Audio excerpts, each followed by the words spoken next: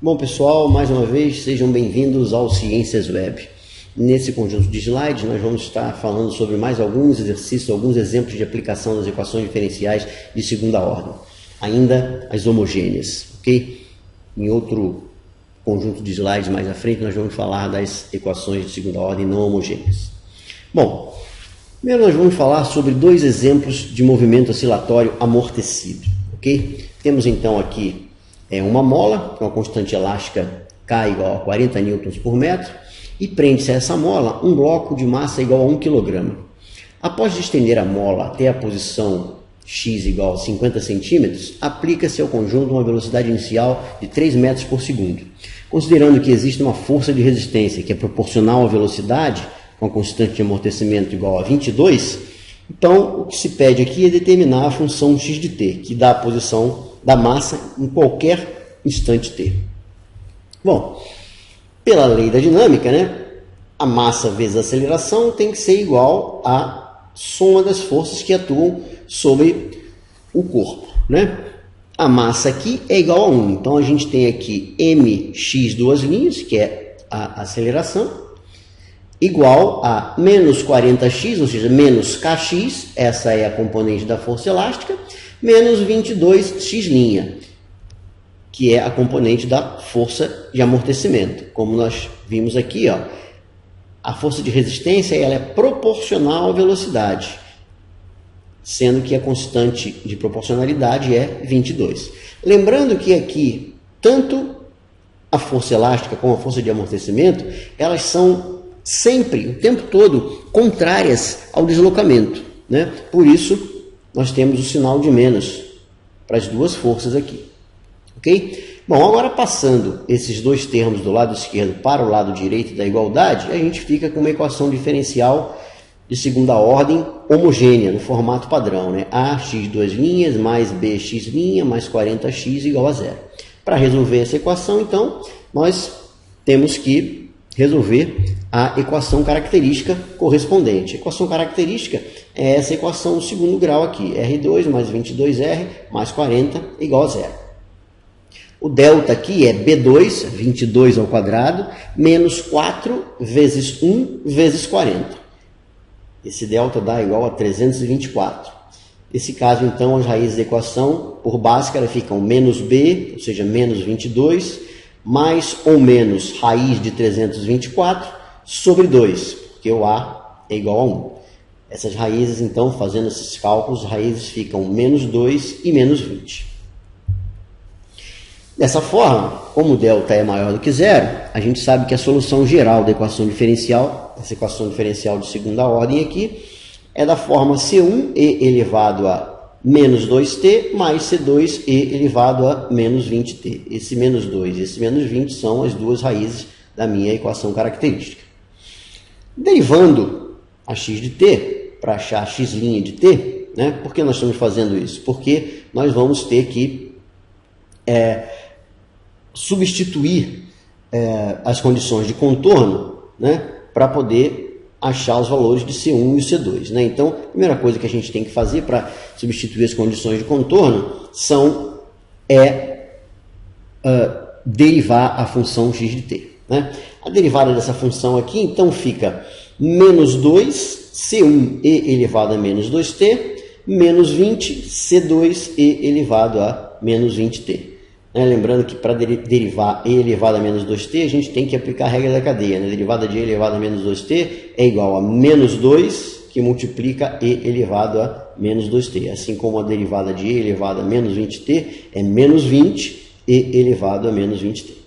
Ok? Bom, agora nós estamos prontos para aplicar as condições de contorno. A primeira condição de contorno é o x0. Quer dizer, o deslocamento inicial, a posição inicial, da onde parte o movimento, é x igual a 50 centímetros. Então, x0 igual a meio metro. E a velocidade inicial é dada também igual a 3 metros por segundo. Então, x' de 0 igual a 3 metros por segundo, porque x', a derivada da função deslocamento, é a função velocidade. Okay? Então, fazendo essas duas substituições, nós temos aqui, na primeira, nós vamos substituir t igual a zero, vai ficar C1 vezes 1 mais C2 vezes 1, ou seja, C1 mais C2. Isso tem que ser igual a meio, porque o x0 é igual a meio. E aqui, substituindo também o t por 0, na x', nós vamos ter menos 2C1 menos 20C2, igual a 3 nesse caso. Temos então um sistema de duas equações e duas incógnitas, um sistema linear. Resolvendo esse sistema, nós vamos obter C1 igual a 0,72 e C2 igual a menos 0,22. Ok? Então, finalmente, a nossa função, né? A função posição, a função que dá a posição do sistema mola-massa em cada instante do tempo, é a função 0,72 e elevado a menos 2t menos 0,22 e elevado a menos 20t. Ok? Nesse caso, o regime de amortecimento, né, é um regime forte. Como vocês estão vendo, o delta é maior do que zero. Então, é um regime forte de amortecimento. Ok? Ou seja, o bloco ele vai parar sem oscilar. Notem que a função posição aqui, ela só envolve funções exponenciais. Ok? Então, o resultado aqui vai ser uma função exponencial. Aquela função que vai decrescer direto a partir do x0, que é igual a meio, né? Ela vai decrescer e o bloco vai parar, sem oscilação. Vamos pegar agora um outro exemplo. Um exemplo de um sistema parecido, né? Você tem uma mola, só que agora a constante elástica é 82 Newton por metro, e o bloco é um bloco de 1 kg de massa.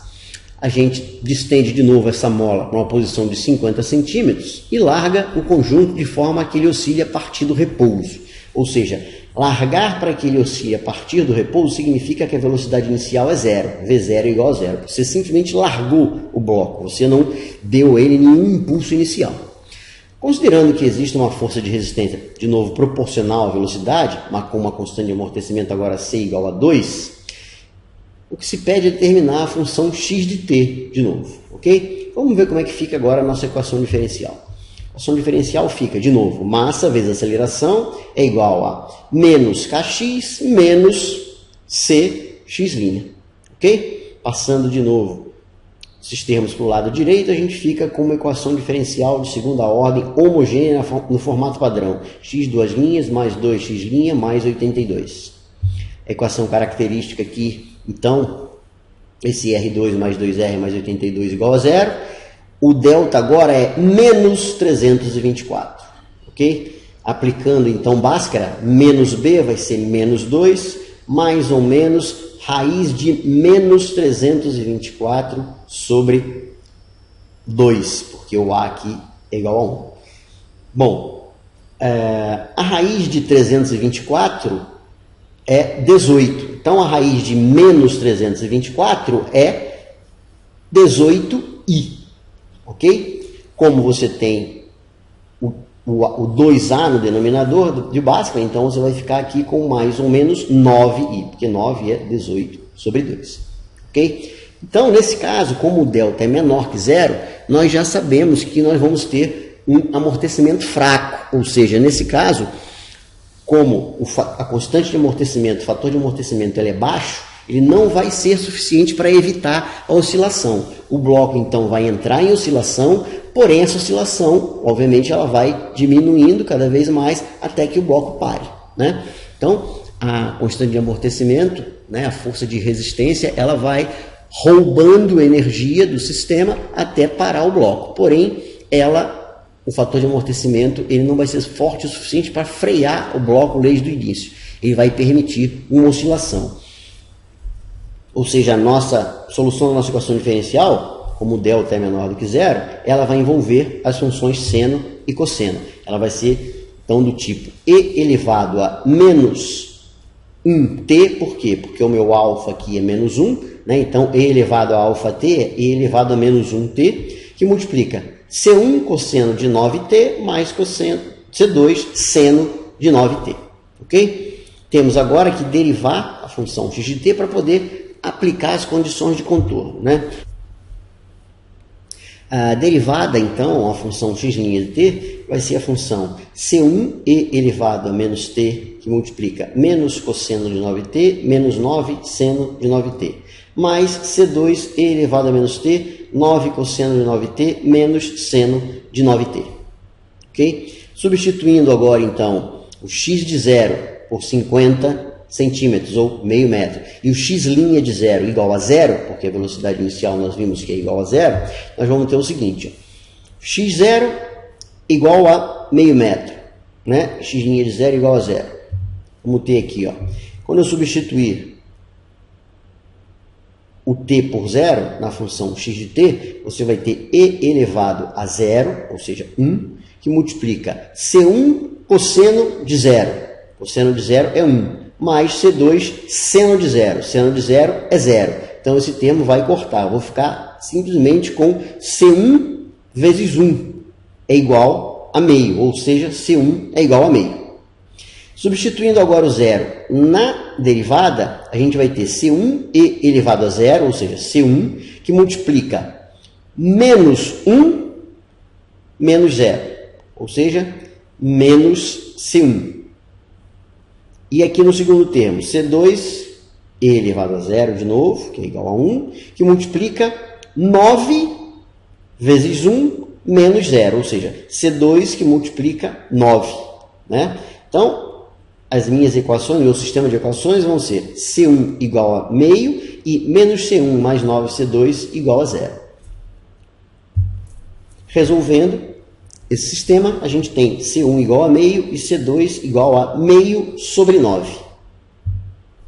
Assim, a função que dá a posição vai ser xt igual a e elevado a menos t, que multiplica C1, que é meio, cosseno de 9t, mais C2, que é meio sobre 9, vezes seno de 9t. Ok? Bom, vamos em frente. Vamos agora falar de um modelo diferente, um modelo que envolve circuitos RLC. Né? O que é um circuito RLC? O circuito RLC é um circuito que envolve um resistor, um indutor e um capacitor. Então, é um circuito que tem 3 elementos, né, nele. Né? Ele tem 3 dispositivos. Então, você tem uma fonte gerando aqui uma diferença de potencial ou uma voltagem, e você tem 3 elementos do circuito aqui ligados em série. Um resistor com resistência R, um indutor ou uma bobina com indutância L e um capacitor com capacitância C. Ok?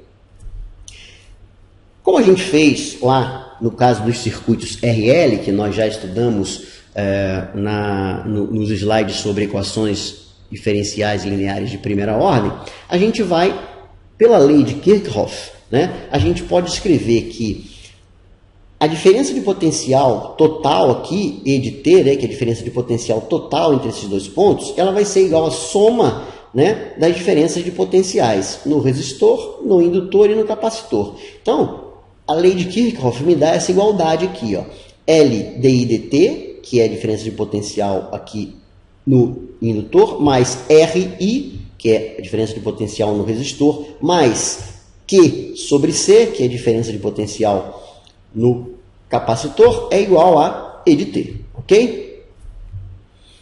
Agora, como é que nós saímos desta equação, desta igualdade, para as equações diferenciais que modelam esse circuito? Aqui, na verdade, nós podemos, a partir da lei de Kirchhoff, que é essa igualdade que está escrita aí, nós podemos deduzir 2 equações diferenciais. Uma para a função Q de T, que é a função carga, ou seja, é a função que me mostra qual vai ser o comportamento da carga do capacitor, né?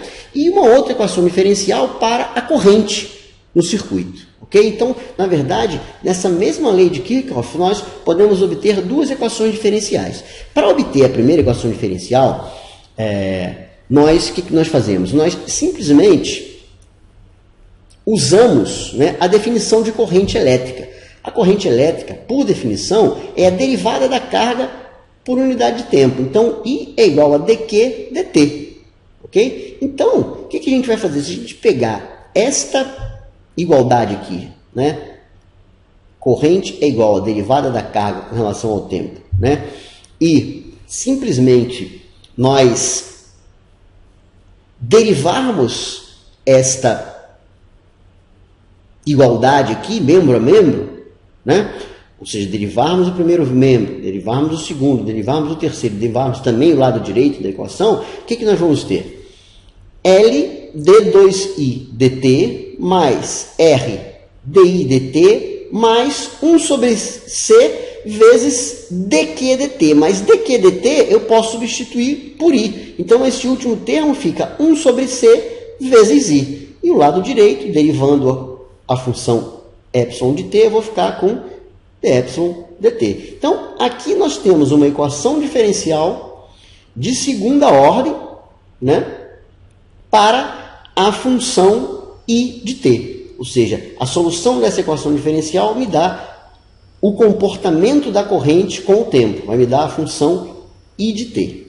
Tá legal? Bom, uma outra possibilidade seria nós simplesmente substituirmos, em vez de derivar, nós simplesmente substituímos aqui o i nessa igualdade, na lei de Kirchhoff, por dq dt. Então, aqui, por exemplo, ó, nós substituirmos esse i de t aqui por dq dt, a gente vai ter a derivada de dq dt, ou seja, então a gente vai ter L vezes a segunda derivada da Q, né? Porque eu vou ter a derivada da derivada, né? Então aqui a gente vai ter L di dt, mas se eu substituir o i por dq dt, eu vou ficar com L vezes a segunda derivada da função carga, mais R vezes I, mais o I, ó, dq dt. Então, substituindo aqui simplesmente o I por dq dt, eu tenho R dq dt, mais 1 sobre C vezes Q, é igual a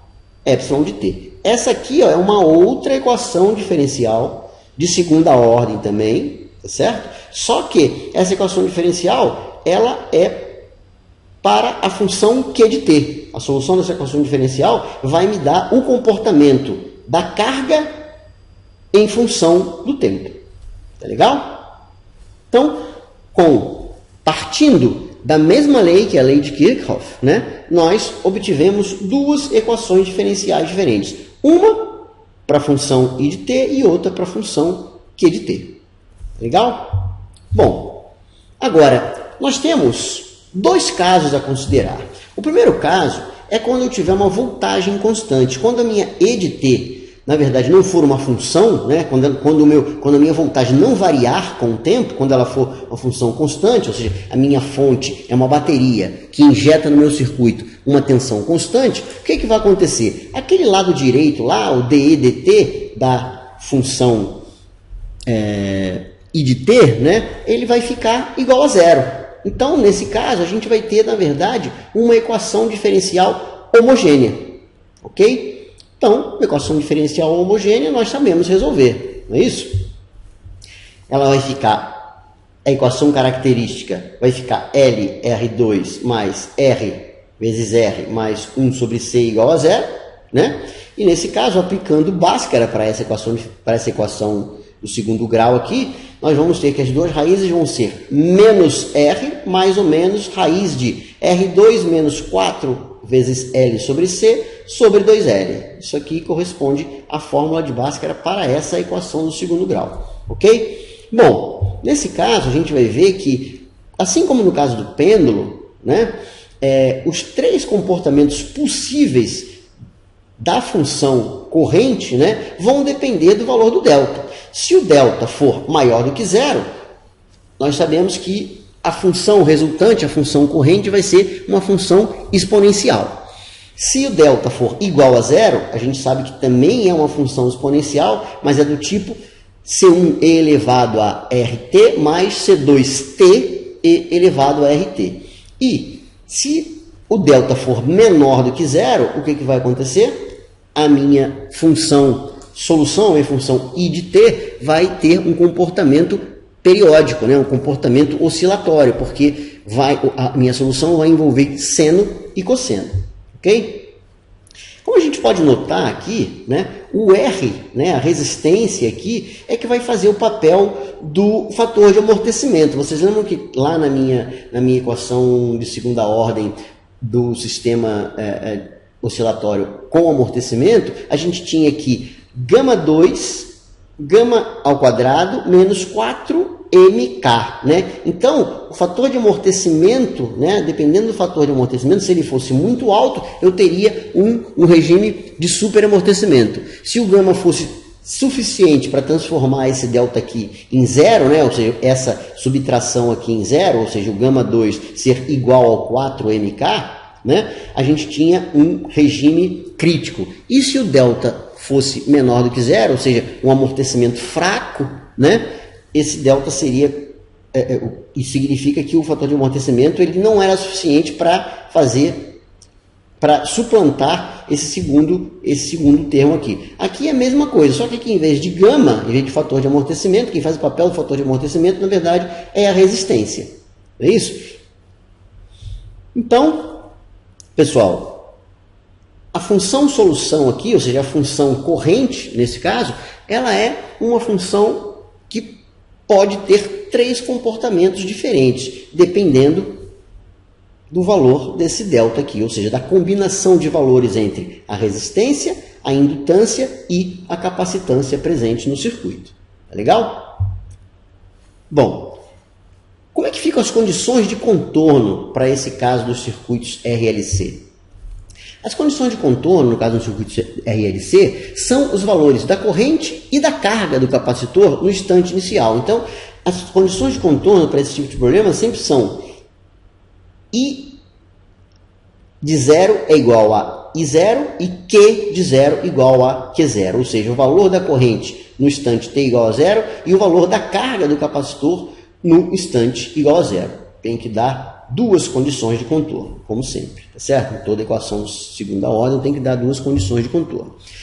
Nesse caso, o que a gente faz? Se a gente aplica a lei de Kirchhoff, né, para um instante t igual a 0, o que a gente vai ter? A gente vai ter que a voltagem no resistor vai ser R e 0, mais a voltagem no indutor vai ser L e linha de 0. E a voltagem no capacitor, Q0 sobre C. Isso aqui tem que ser igual à voltagem inicial. Mas como essa voltagem aqui, no caso de uma fonte que produz uma voltagem constante, né? Então eu tenho a voltagem inicial, é a própria voltagem, ela vai ser constante o tempo todo, né? Então, nesse caso, I0, o Q0 e o ε0 são números. Todos eles vão ser constantes.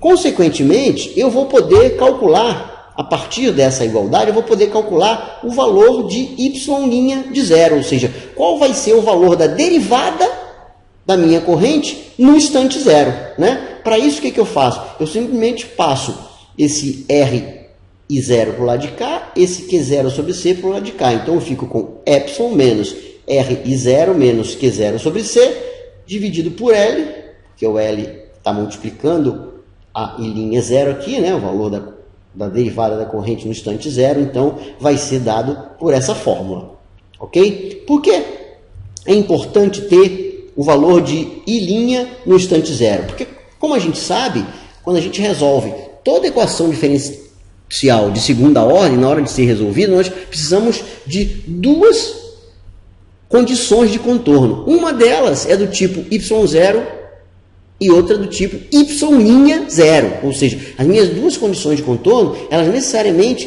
têm que ter a ver com o valor da função no instante 0 e com o valor da derivada da função no instante 0. O valor da função no instante 0 é dado, é o i para o instante 0, que é I0. Né? Mas o valor da derivada da corrente no instante 0, ele não é dado como condição de contorno diretamente, porque o que é dado diretamente é o valor da carga no capacitor no instante t igual a 0. Porém, né, embora não seja I' de 0 não seja dado, ela pode ser calculada indiretamente usando a lei de Kirchhoff. Ok? Bom, agora que eu já tenho a minha equação diferencial e as duas condições de contorno, eu posso resolver, né, tranquilamente a minha equação diferencial achando a função corrente, que vai ser I de t. Vamos então a um exemplo, né? Vamos pegar um circuito RLC que contém um resistor com resistência 5 ohms, um indutor com indutância 1 Henry e um capacitor com capacitância de 1/6 de Farad. Esses três elementos estão ligados em série e eu tenho uma fonte que gera uma voltagem, né, constante, epsilon igual a 4 volts, ok? Faltou o Vzinho aqui do volt, né? Mas nós sabemos que a unidade de voltagem é o volt. Então a gente quer determinar a função corrente, né? Sendo dadas as condições de contorno I de zero, ou seja, o valor da corrente no instante zero é igual a zero, e a carga do capacitor no instante zero é igual a 2, ok? Bom, como nesse caso a gente sabe que dE dt é igual a zero, porque a voltagem é constante, então a nossa equação diferencial vai ficar essa equação homogênea aqui, ó. D2i dt2 mais 5 di dt mais 6i igual a zero, ok? Para resolver essa equação de segunda ordem, eu monto a minha equação característica, que é uma equação de segundo grau, e nesse caso aqui o delta é igual a 5 ao quadrado menos 4 vezes 1 vezes 6, que dá 25 menos 24, ou seja, o delta é igual a 1. Se o delta é igual a 1, eu já sei que o meu regime vai ser aquele regime equivalente a um superamortecimento, ou seja, a minha função aqui, a função I de t, vai ser uma função exponencial, né? A corrente, ela vai ser dada por o comportamento da corrente vai ser um comportamento exponencial, ok? As duas raízes aqui vão ser menos 2 e menos 3. Então, a minha função I de t vai ser C1e elevado a menos 2t mais C2e elevado a menos 3t, né? A derivada, então, da função corrente aqui vai ser a função I' de t, que é igual a menos 2c1e elevado a menos 2t, menos 3c2e elevado a menos 3t. Temos agora, para poder aplicar as duas condições de contorno, né, eu tenho que achar quem é o y' no instante igual a zero, para mim poder igualar a essa condição de contorno aqui, né, a derivada da minha função i. Então, pelaquela fórmula que a gente viu anteriormente, você tem que o i', né, ou seja, o valor da derivada da função i no instante zero, vai ser igual a epsilon menos r, que multiplica i de zero, mas o i de zero é zero, né, é dado, menos o quê? Menos a carga, que é zero, né? Vezes 6, porque na verdade é a carga sobre 1/6. É R sobre C, na verdade, a fórmula. Mas se você tem 1/6 no denominador, você passa o 6 aqui para cima, então eu fico com Q0, que é igual a 2, vezes 6 sobre 1. Então, esta aqui é a fórmula que me dá I' de zero, né? E vai ser igual a menos 8 nesse caso, tá? Bom, agora que eu tenho o I de zero e o I' de zero, eu posso aplicar as condições de contorno aqui na I de t e na I' de t. Como é que eu faço isso? Aplicando aqui t igual a zero na I de t, né? Então eu fico com I de zero, né? É igual a C1 vezes E elevado a zero mais C2 vezes E elevado a zero, ou seja, C1 mais C2 é igual a I de zero, mas o I de zero é igual a zero. Então, C1 mais C2 é igual a zero, é a minha primeira equação. A segunda equação linear que eu tenho seria I' de zero igual a menos 8. Mas o I' de zero, ou seja, substituir o t igual a zero aqui, o que vai acontecer? Vai ficar menos 2c1 vezes e elevado a zero, menos 3c2 vezes e elevado a zero. Ou seja, menos 2c1 menos 3c2. Isso tem que ser igual a menos 8, que menos 8 é o valor da derivada da função i no instante zero. Então aqui temos um sistema com duas equações, duas incógnitas. Resolvendo esse sistema, eu tenho C1 igual a menos 8 e C2 igual a 8. Então, finalmente, a minha função corrente aqui é dada por I de t igual a menos 8e elevado a menos 2t mais 8e elevado a menos 3t. Ok, pessoal? Obrigado, por hoje é só. Vamos esperar pelo próximo vídeo que vai falar sobre equações diferenciais de segunda ordem não homogêneas. Ok? Obrigado.